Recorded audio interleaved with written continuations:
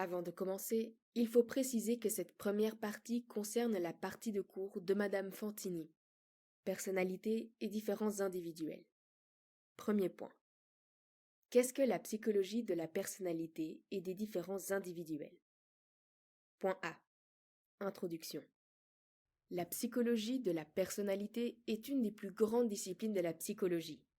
Elle a pour but de comprendre les différences et les similitudes entre les individus. Cette discipline prédit les comportements à partir de variables latentes, des variables cachées, comme notre personnalité. Le concept de personnalité est un concept relativement ancien, puisqu'on le retrouve déjà chez les philosophes grecs tels qu'Hippocrate ou Galien. Ils ont développé à l'époque une espèce de taxonomie des traits de personnalité que l'on retrouve d'ailleurs dans les classifications contemporaines. Exemple, au théâtre durant l'Antiquité, on utilisait des masques pour désigner une attitude, mais également une émotion, le tout en jouant un rôle. La psychologie des différences individuelles et de la personnalité est très vaste avec différents domaines. Voici les domaines et leurs caractéristiques principales. Disposition. Tendance stable de l'individu. Traverse tous les domaines ci-dessous car ces différences résident à l'intérieur de l'individu. Biologie. Les systèmes biologiques sont les briques de construction de toutes les pensées, émotions et comportements. Socioculturel. Contraste avec les domaines précédents, car l'accent est mis sur la reconnaissance de l'impact des processus sociaux et culturels sur l'individu. Cognitif expérimentiel. Focus mis sur les pensées, le traitement de l'information, les expériences subjectives et la manière dont ces aspects sont articulés et s'organisent. Intrapsychique. Focus mis sur les mécanismes inconscients et instinctifs qui sous-tendent les différences individuelles. Souvent associés aux travaux de Freud, de la psychanalyse et néopsychanalyse. Adaptation. Le focus est mis sur la manière dont les individus s'adaptent et font face aux événements de la vie tout au long de la vie. Pourquoi étudier la personnalité? La psychologie de la personnalité est un des domaines qui transcende les autres domaines de la psychologie. Cette branche nous permet de comprendre les comportements humains, les différences et ses changements tout au long de la vie. Elle étudie le développement et le changement de la personnalité. Elle va également essayer de prédire les conséquences de la personnalité en termes comportementaux qui ont une certaine importance pour la psychologie clinique. On se demande également à quoi cela nous sert d'avoir une représentation des caractéristiques de la personnalité des personnes avec lesquelles nous interagissons. La plupart du temps, pour décrire une personne, nous utilisons des adjectifs. Et nous utilisons généralement ces adjectifs descripteurs afin de prédire, d'anticiper le comportement, l'attitude d'autrui et de s'adapter adéquatement à ses comportements. Exemple, avec une personne colérique, on aura tendance à éviter le conflit ou de le contrarier afin d'éviter que celui-ci ne rentre dans une colère noire. On s'ajuste. Point C. Constat. Dans le langage courant, le recours au terme de personnalité est fréquent. On témoigne cela au besoin de catégoriser ou de classifier en fonction de certaines caractéristiques, comme celle de se repérer ou d'anticiper. Point D. Qu'est-ce que l'étude de la personnalité? Cette branche a un ancrage résolument scientifique et s'appuie sur un étayage théorique important. Les définitions et classifications reposent sur des recherches rigoureuses. Il y a autant de définitions que de paradigmes majeurs. La personnalité ne sera pas définie de la même manière par un psychanalyste que par un behavioriste. Ces paradigmes et définitions conditionnent les variables avec lesquelles nous allons travailler. Point E. Le but des recherches sur la personnalité. Le domaine de la personnalité est l'un des plus importants et des plus grands domaines de la psychologie. Cette branche poursuit 3 objectifs. Premier, décrire ce qu'est la personnalité, se rendre compte des différences en termes de personnalité. On va également essayer de décrire aussi finement et précisément que possible un trait de personnalité. Un trait de personnalité a des caractéristiques propres. on va essayer de globaliser un trait et dire qu'il peut être retrouvé dans différentes populations, et ce, de manière constante. Exemple, l'empathie est différente chez les Occidentaux et chez les Asiatiques. La personnalité est quelque chose qui est stable et endurant. Quand les définitions sont floues, cela pose un problème au niveau de la généralisation au niveau scientifique. Deuxièmement, expliquer. On va tenter d'expliquer les différences, leurs origines.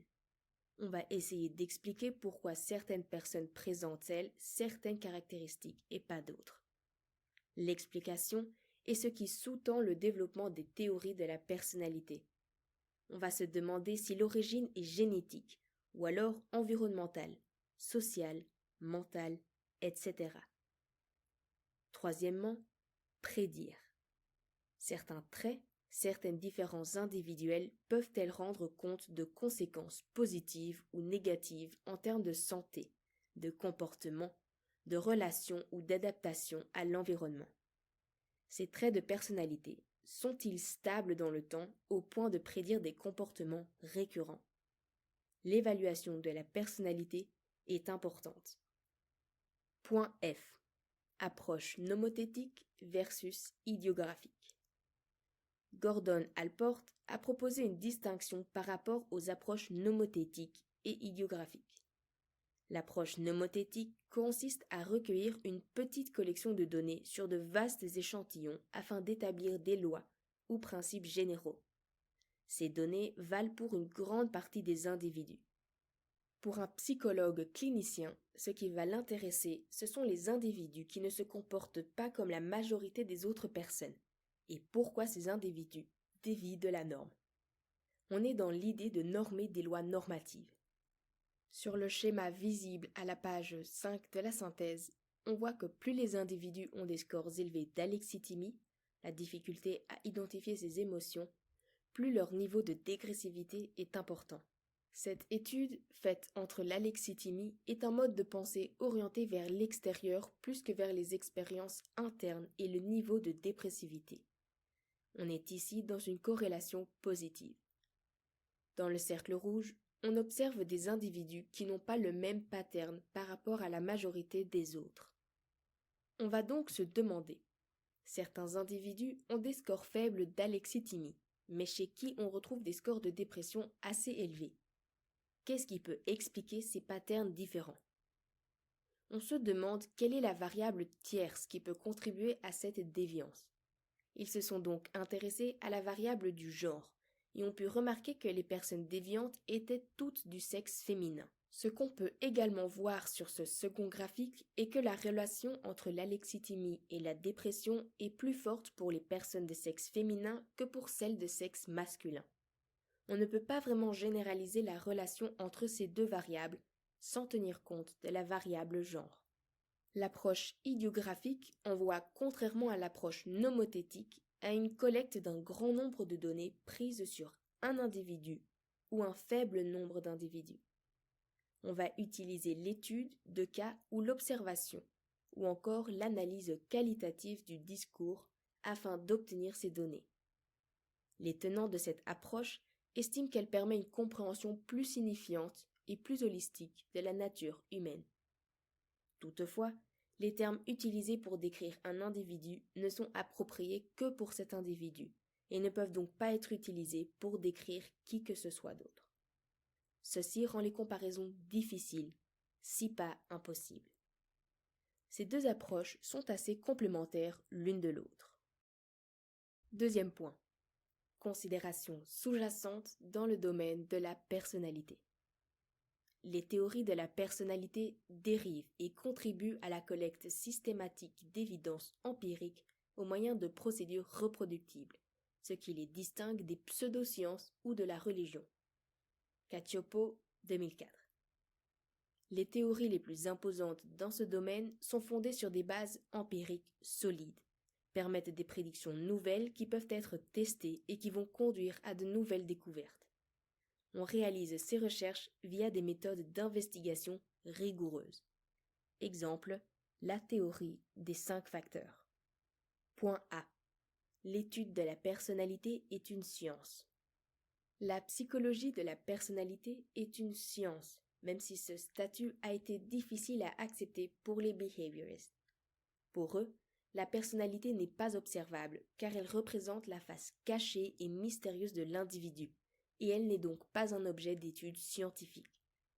La science de la personnalité représente des études interdisciplinaires et intégratives de l'origine et du développement des différences individuelles, mais aussi de la cohérence intra-individuelle au sein des comportements, des émotions et de la cognition.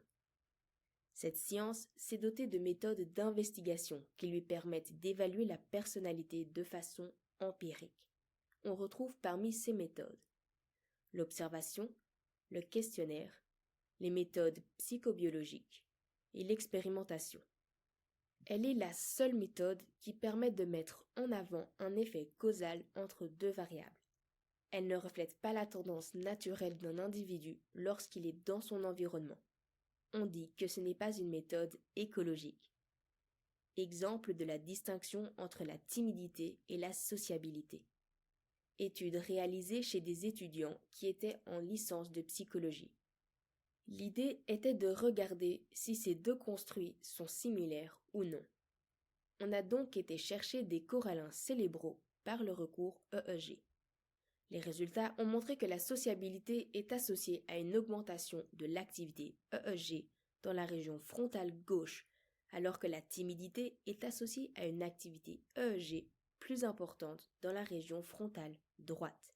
L'usage des méthodes physiologiques confirme que la sociabilité et la timidité sont bien deux dimensions distinctes. La personnalité n'est pas juste du sens commun. Beaucoup d'entre nous avons le sentiment que parfois certains faits exposés sont connus de longue date. L'intuition que l'on va développer tout au long de notre vie contribue à percevoir la personnalité comme n'étant pas un champ d'investigation scientifique à part entière. Certaines intuitions peuvent être justes, d'autres fausses ou justes pour certaines personnes dans certaines situations. Exemple, qui se ressemble s'assemble, ou les opposés s'attirent sont des devises fausses. Barrels, D.P. 2005. Self and Partner Personality in Intimate Relationship. European Journal of Personality. 976 couples interrogés. Les conjoints se ressemblent peu en termes de personnalité. Qui s'assemblent ne se ressemblent pas dans ce contexte. Les différences de personnalité n'expliquent pas la qualité des relations conjugales, contrairement à une idée reçue qui stipule que les caractères opposés s'opposent. On peut donc voir une opposition entre théorie naïve, intuition et psychologie de la personnalité. La personnalité doit être considérée dans une perspective critique, tout comme les autres domaines de la science. Il est important de ne pas simplement accepter les assertions de la personnalité. Toujours relire en cause, les analyser scrupuleusement afin d'évaluer leur pertinence.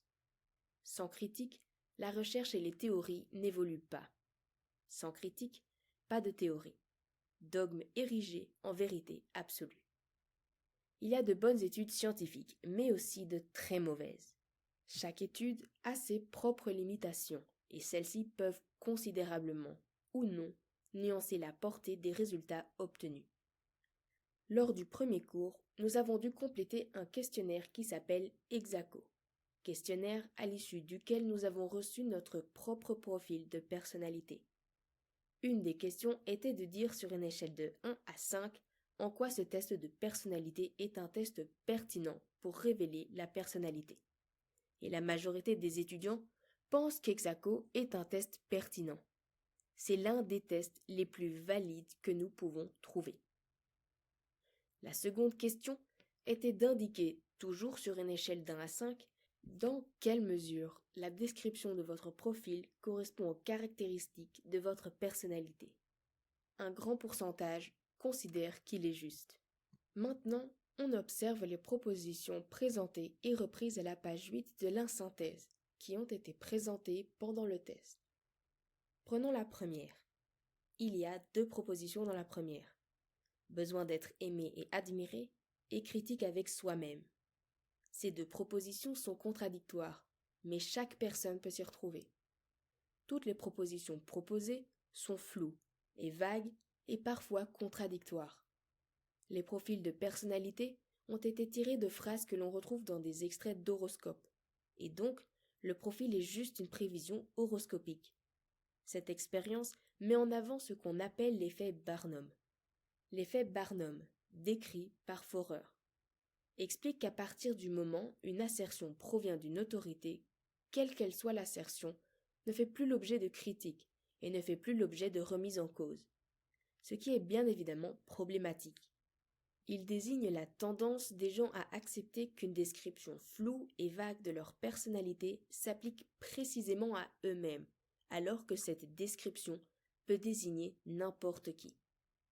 Forer proposait un test de personnalité à ses étudiants, en guise de résultat. Il leur envoya un compte-rendu supposé être individualisé pour chacun, et surtout fabriqué avec différentes rubriques d'un horoscope. Le développement de la personnalité reflète à la fois des facteurs internes à l'individu, mais aussi externes. Les psychologues qui s'inscrivent dans une perspective interactionniste ou transactionnelle assument l'idée que les comportements sont le résultat d'influences réciproques entre des facteurs situationnels, environnement, et l'individu. La réciprocité implique que les comportements vont aussi modeler et influencer l'individu, de même que la situation, et cela de manière continue. Les attitudes parentales façonnent la personnalité de l'enfant. Elles auraient ainsi une influence sur leur développement de leur personnalité. Mais ces attitudes parentales sont aussi fonction d'un nombre important de facteurs tels que les relations antérieures avec ses propres parents, l'expérience quant au fait d'être parent, leur niveau de bien-être, mais aussi leur propre personnalité. Cependant, les réponses comportementales de l'enfant face à une situation vont aussi, en retour, avoir une influence sur les attitudes parentales pour les raisons exposées ci-avant. Attitudes qui peuvent être différentes en fonction de la personnalité des enfants d'une même fratrie. Environnement non partagé. Ceux-ci peuvent devenir intolérants, excédés, plus rigides ou délibérément adopter une attitude calme et apaisante. Ainsi, la situation dans laquelle se trouve l'enfant va se modifier en fonction de ses influences et interactions réciproques, ce qui contribue au développement des caractéristiques de sa personnalité. Point B. La personnalité s'exprime de multiples manières. La personnalité s'exprime de multiples manières, au travers des différences individuelles dans le modèle des émotions, comportements, cognition, tendances sociales ou de la motivation. L'expression d'une caractéristique va être modulée par la situation dans laquelle se trouve un individu. Exemple, certains individus expriment leurs émotions et d'autres pas. Certaines personnes ont une préférence pour les activités sociales qui facilitent les relations interpersonnelles, alors que d'autres privilégient le retrait social et ne cherchent pas les contacts sociaux. De la même manière, certaines personnes ont besoin de stimulation forte, alors que d'autres vont plutôt privilégier un environnement calme et peu excitant. Les extravertis ont de meilleures performances dans un environnement activant qu'au cours d'une résolution de tâches dans un environnement ennuyeux et calme. C'est l'inverse pour les personnes qui ont un score élevé en neuroticisme. De même, l'intensité émotionnelle avec laquelle nous réagissons face à un événement diffère d'un individu à l'autre. Troisième point. Qu'est-ce que la personnalité? Point A. Définition de la personnalité. Les travaux d'Alport sont ceux qui ont permis la diffusion du terme de personnalité, et ce, malgré le fait qu'il considère que définir la personnalité est très complexe, car c'est quelque chose de très vaste et abstrait. Il a défini la personnalité comme étant l'organisation dynamique au sein de l'individu, de système psychopsychique, et cela détermine ses adaptations comportementales et physiques à l'environnement. Larsen et Boss définissent la personnalité comme étant un ensemble de traits et de mécanismes internes à l'individu, intrinsèques, et qui sont organisés est relativement endurant et qui influence l'interaction et l'adaptation à l'environnement intrapsychique, physique et social. Traits psychologiques. Des caractéristiques qui décrivent les différences individuelles, mais aussi les similitudes entre individus. Traits de personnalité. Par exemple, l'extraversion, la sensibilité à la recherche de sensations, l'anxiété trait. Un ensemble de mécanismes, un ensemble de processus impliquant le traitement de l'information. En fonction de nos traits, nous ne traitons pas l'information de manière similaire. Un extraverti sera sensible aux informations de nature sociale et une personne ayant un trait élevé en neuroticisme sera plus sensible aux informations de valeur négative. Ces mécanismes impliquent également toute une série de critères qui vont guider la prise de décision et ainsi guider le comportement. Interne à l'individu. Chaque personne porte en elle sa personnalité, peu importe les circonstances, qui sont organisés et relativement endurants. Les traits ou différences individuelles forment la complexité et la singularité de la personnalité de chacun. Ces traits sont persistants et selon les modèles théoriques de référence, ils peuvent ou non s'exprimer de manière constante.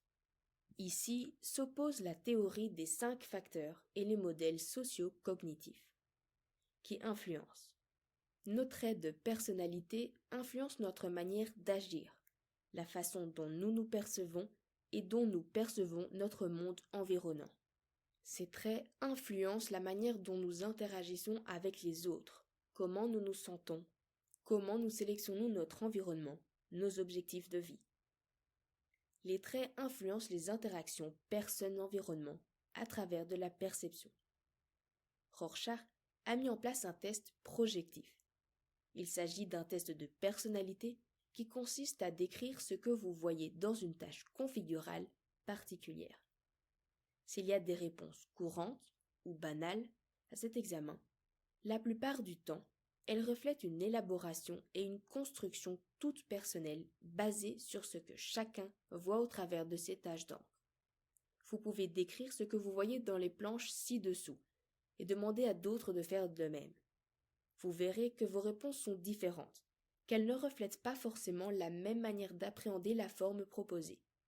En effet, certains d'entre vous élaboreront une réponse à partir de la globalité de la tâche, alors que d'autres partiront d'un détail pour proposer une réponse globale ou au contraire, plusieurs réponses qui s'originent dans différentes parties de la planche. Notre personnalité est influencée et elle influence. Influence de la sélection des situations. Par exemple, si j'ai un goût particulier pour les stimulations fortes, je privilégierai les activités qui vont produire ces stimulations plutôt que de rester dans mon canapé devant la télévision. L'influence des réactions que nous produisons chez les autres. Une personne avec un niveau de neuroticisme élevé peut provoquer des réactions d'angoisse et de stress, d'impatience, d'énervement, etc. Et de même qu'une personne extravertie, elle peut provoquer de l'agacement ou de la fatigue. Influence la manière dont nous allons volontairement ou non agir sur les pensées, les sentiments et les comportements d'autrui. Si je suis très exigeante avec moi-même, il y a de fortes chances que je le sois avec les autres. Idem si je suis très ordonnée. On manipule notre comportement. Influence de l'adaptation à l'environnement physique, intrapsychique et social. La définition de Larsen et Boss parle de l'influence sur l'adaptation. On a vu que la personnalité influence les interactions personne-environnement, mais elle influence aussi l'adaptation aux événements. Stratégies d'ajustement qui nous permettent de gérer les situations problématiques. Exemple, en psychologie de la santé, de nombreuses études se sont penchées sur les différences individuelles qui pouvaient conduire à l'adoption de comportements à risque pour la santé. L'alexithymie, dont la définition recouvre des difficultés d'identification des émotions, de description des émotions à autrui, de même qu'un mode de pensée concrète, préférentiellement orienté vers les aspects extérieurs d'une situation, a souvent été associé aux troubles cardiovasculaires. Certaines différences individuelles ou traits de personnalité peuvent influencer le délai de prise de décision, et ceci pourrait être le cas pour les personnes présentant un niveau élevé d'alexithymie.